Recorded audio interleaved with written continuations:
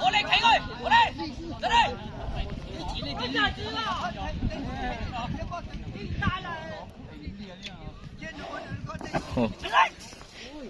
Ui.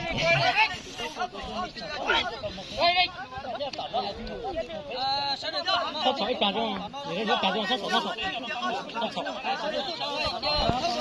Có lâu nó nhiều, tỏ đá mình chi. Cái gì này của nhiều. Chỉ tóc để chỉ tóc bông chơi nó chỉ đang xì xò thôi, thọc qua. Bố là chú gì con chơi đó, ta chẳng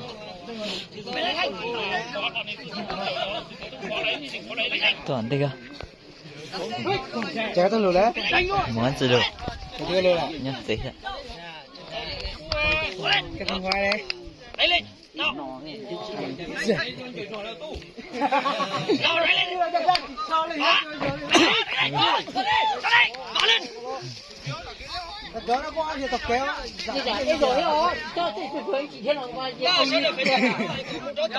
Tròn đâu nó mà chỉ biết đền bù nữa. Anh chịu nhá.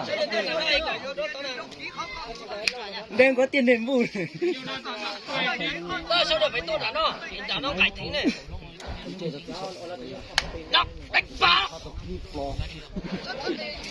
Nào vào lên. Vào lên đi.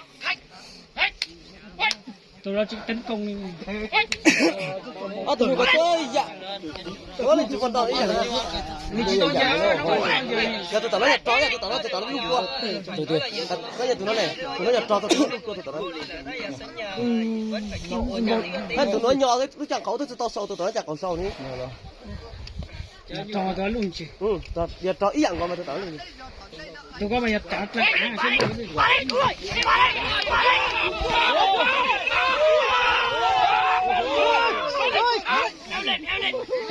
Tụi một trời.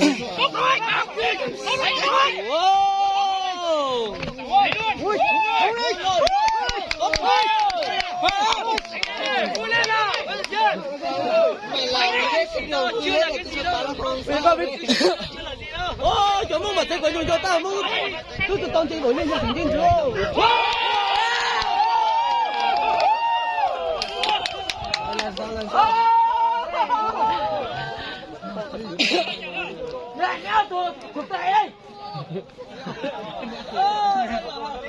Vậy tôi hỏi là cho nhận được. Bố cười nhà hồi sự chả nè. Hả? Ô, lon nửa